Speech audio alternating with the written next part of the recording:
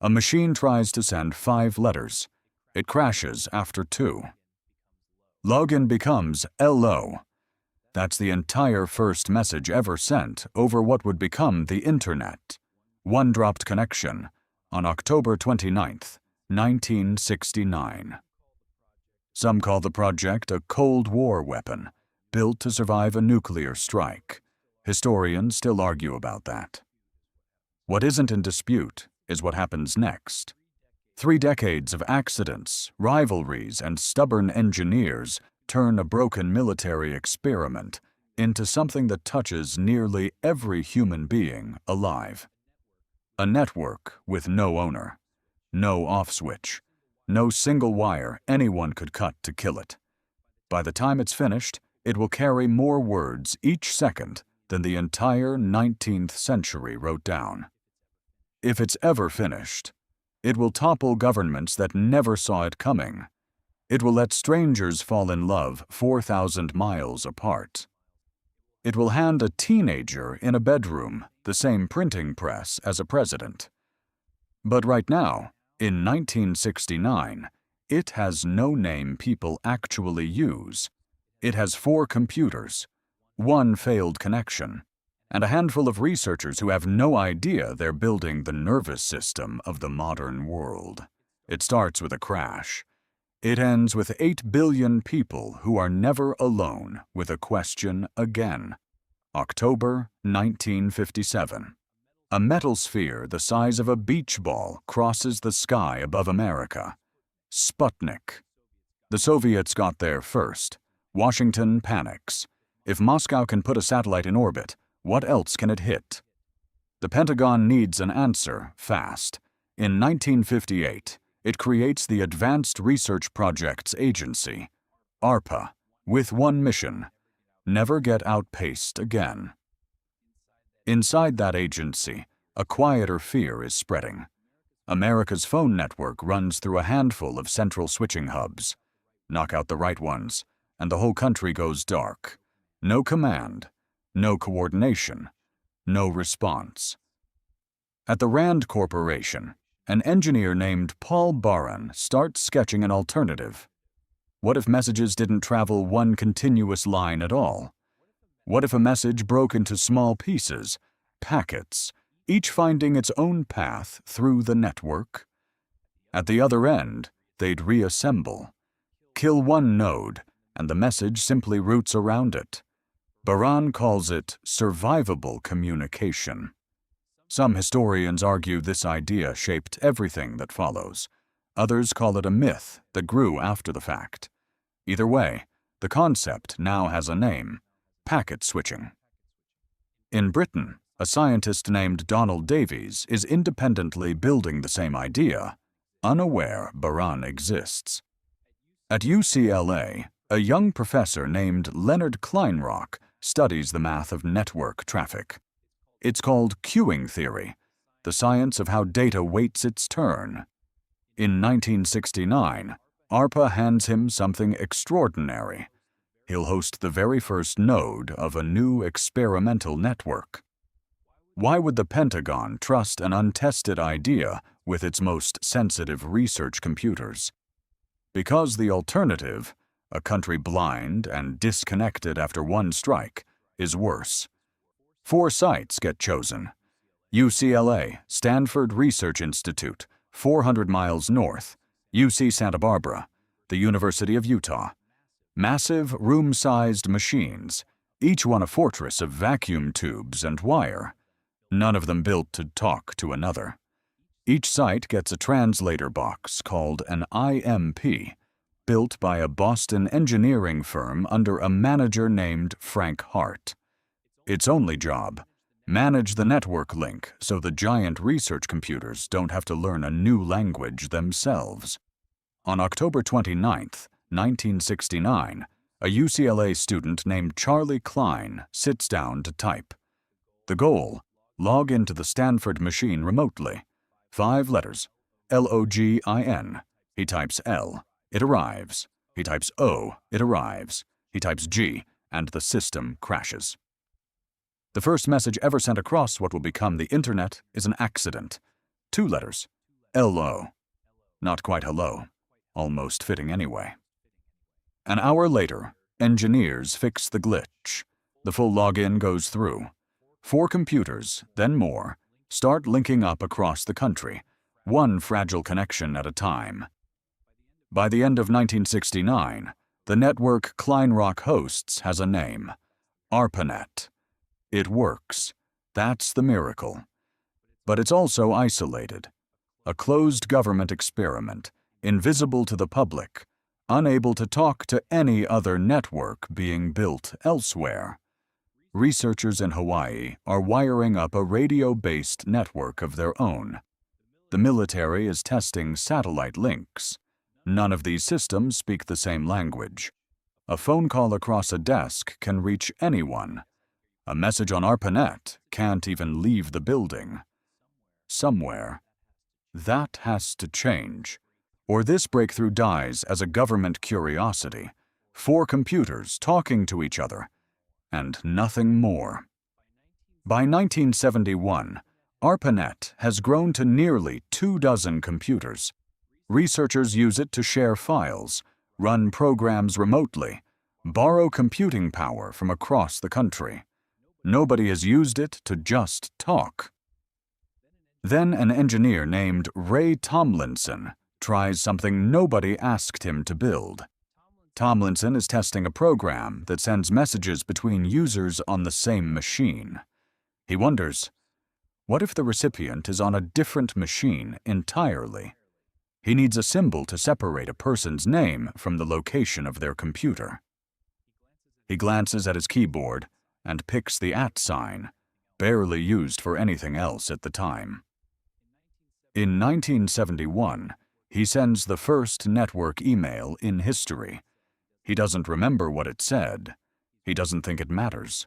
He's wrong. Within a few years, email becomes the most used feature on the entire network. But ARPANET is still just one island. Separately, a radio-based network called AlohaNet is linking computers across Hawaiian Islands. Satellite links are connecting research sites across oceans. Each network has its own rules, its own dialect, its own reason not to trust the others. 2 researchers decide to fix that. Vint Cerf and Bob Kahn spend the early 1970s designing something no single network has: a universal language any network can use to exchange data, no matter the hardware. They call it TCP/IP. In 1974, they publish the paper that describes it. What they're really solving is a translation problem at planetary scale. Picture dozens of countries, each speaking a different language, suddenly agreeing on one shared alphabet. That's what Cerf and Kahn hand the world. It takes almost a decade to actually switch everything over. Old systems don't die easily. Entire institutions have built their tools around ARPANET's original protocol. Ripping it out risks breaking everything at once. On January 1st, 1983, the risk gets taken anyway. Every machine on ARPANET is ordered to cut over to TCP/IP on the same day. Engineers call it Flag Day. There's no gradual rollout, no grace period. Machines that aren't ready simply vanish from the network overnight. Some institutions scramble for weeks to reconnect. It works. Barely, but it works. Now, for the first time, separate networks built for separate reasons can pass information back and forth. It's as if they were one machine. This is the moment ARPANET stops being one network and starts becoming an internet. Networks of networks, joined by a shared language. One problem remains unsolved. Every computer on this growing web has a numerical address, a string of digits no human wants to memorize. In 1983, a researcher named Paul Makapetris designs a fix, the domain name system. Now digits can hide behind a name a person actually remembers. Suffixes like .com, .edu, and .gov start appearing. By 1985, the National Science Foundation builds a faster backbone called NSF-NET, connecting universities nationwide. What began as 4 fragile machines now looks like a real network. The infrastructure is finally in place. The protocols work. The addresses make sense. What's still missing is a way for an ordinary person, with no technical training at all, to actually use any of it. That problem is about to land in the lap of a physicist who isn't even trying to solve it. In 1989, at the European Particle Physics Laboratory, CERN, a software engineer named Tim Berners-Lee is frustrated. Thousands of researchers pass through CERN, each using different computers, different formats, different systems for storing information. Critical documents get lost simply because nobody can find them twice. Berners-Lee writes a proposal. His boss's now famous reply, vague but exciting. That's all the encouragement he needs. Over the next 2 years, working largely alone, he builds 3 things that don't exist yet. A way to format documents with links inside them, HTML. A way for computers to request those documents, HTTP, and a way to address any document on any machine, the URL. Together, they form the World Wide Web. He builds the first browser and server on a Next computer, a machine from Steve Jobs' post-Apple company. It's one of the few machines around with the right tools already installed. In 1991, he puts the first website online. It explains what the web is and how to build a page on it. At this point, almost nobody outside CERN has heard of it. Here's the decision that changes everything. In 1993, CERN could have charged royalties for the technology Berners-Lee built. Instead, they released the World Wide Web into the public domain, free for anyone, forever. No licensing fees, no gatekeepers. Berners-Lee never patents it, never charges a cent for the invention that will reshape human communication. Why would he give away something this valuable? Because a web only some people can afford to use isn't a web at all. It's just another walled network. Growth stays slow until 2 students at the University of Illinois, Mark Andreessen and Eric Bina, build something Berners-Lee's original browser lacked. Images displayed directly inside the page, not as separate downloads. They call it Mosaic. Released in 1993, it makes the web feel less like a command line and more like a magazine. Downloads explode. Andreessen leaves to co-found Netscape. In August 1995, Netscape goes public. Investors expect a modest opening. Instead, the stock price nearly triples within hours of trading. A single afternoon turns Andreessen, still in his 20s, into one of the wealthiest people in tech. Wall Street takes notice. This internet thing might be worth real money. What follows is a gold rush. Amazon launches in 1994, selling books out of a garage in Seattle. eBay follows in 1995. Investors pour billions into any company with .com in its name, often with no working business model at all. Pet food delivered by mail. Groceries ordered online before broadband even exists to support it. Stock valuations detach completely from anything the companies actually earn. It cannot last, and everyone eventually knows it. Starting in early 2000, the bubble bursts. The Nasdaq loses trillions of dollars in value within 2 years. Companies once worth billions on paper disappear within months. Employees who took stock options instead of salary watch their savings evaporate overnight. But underneath the wreckage, something survives. The cables, the servers, the protocols. Millions of people have now tasted what it feels like to look something up in seconds instead of driving to a library. The bubble popped. The infrastructure didn't. A new generation of companies is about to build on top of the ashes, permanently this time. By the early 2000s, the screeching handshake of a dial-up modem is disappearing from American homes. Broadband connections, always on, hundreds of times faster, start replacing it block by block. The internet stops being something you dial into. It becomes something that's just there. Speed changes what's possible. In 2001, a free editable encyclopedia called Wikipedia launches, built entirely by volunteers with no formal review process. Critics call it unreliable, even reckless. Within a few years, it becomes one of the most visited sites on Earth. Proof that millions of strangers can build something accurate together, with nobody in charge. In a Harvard dorm room in 2004, a student named Mark Zuckerberg launches a site. It's meant only for Harvard students to connect with each other. Facebook doesn't stay small for long.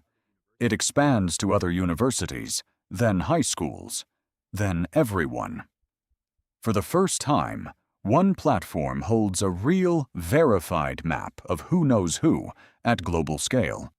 In 2005, 3 former PayPal employees launch a site for uploading and sharing video, YouTube. Within 18 months, it's the fastest-growing website in history. Google buys it in 2006 for $1.65 billion, a price that seems absurd at the time. It doesn't stay absurd for long. What none of these platforms have yet is a way into your pocket. That changes in January 2007.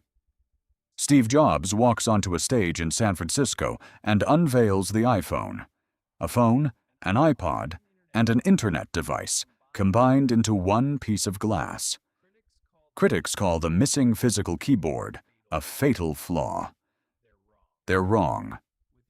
Within a few years, more people access the internet through a phone than through a desktop computer.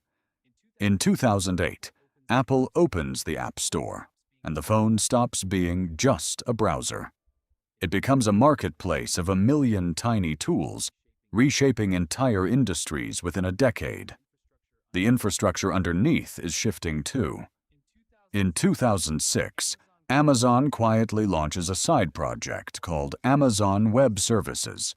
It rents out computing power over the internet instead of selling machines. It seems like a minor experiment. It becomes the backbone that half the internet, including companies with no connection to Amazon at all, will eventually run on.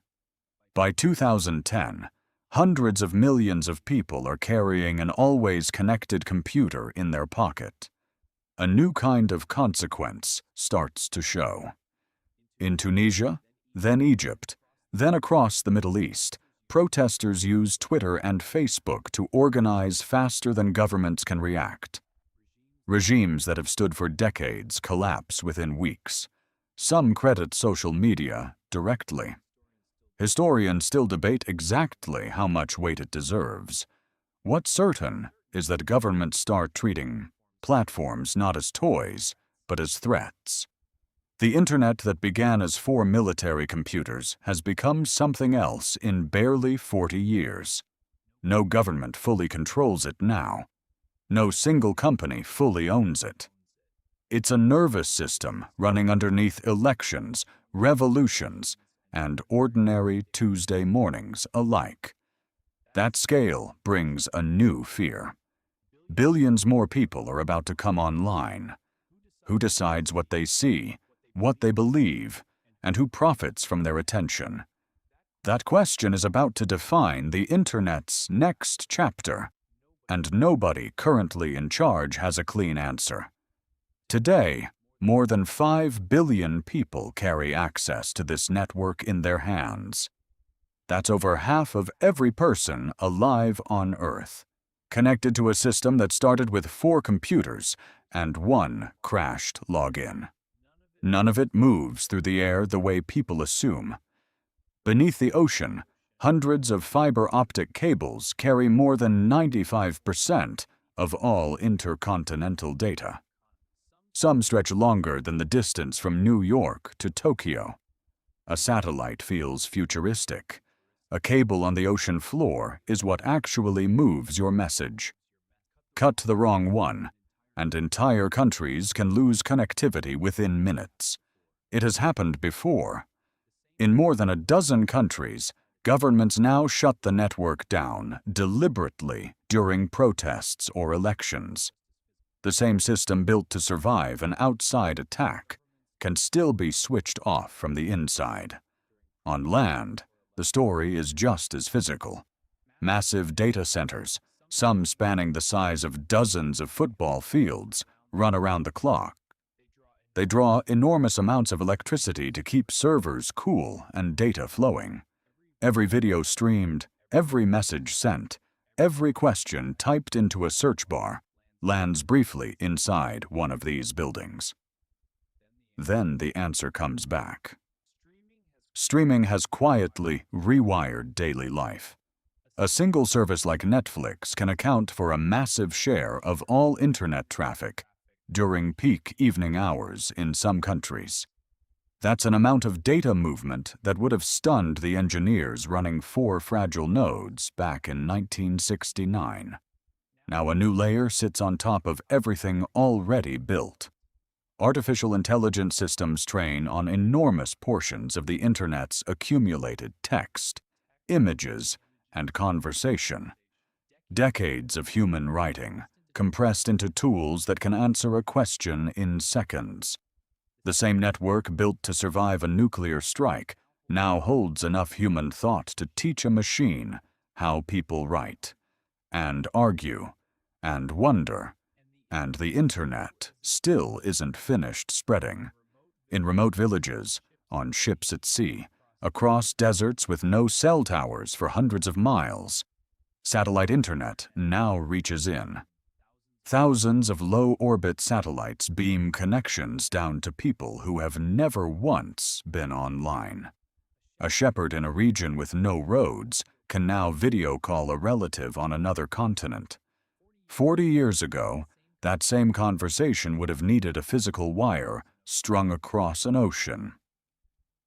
Think back to Charlie Klein typing login into a machine in 1969, watching it crash after 2 letters. He had no way to know what he was starting.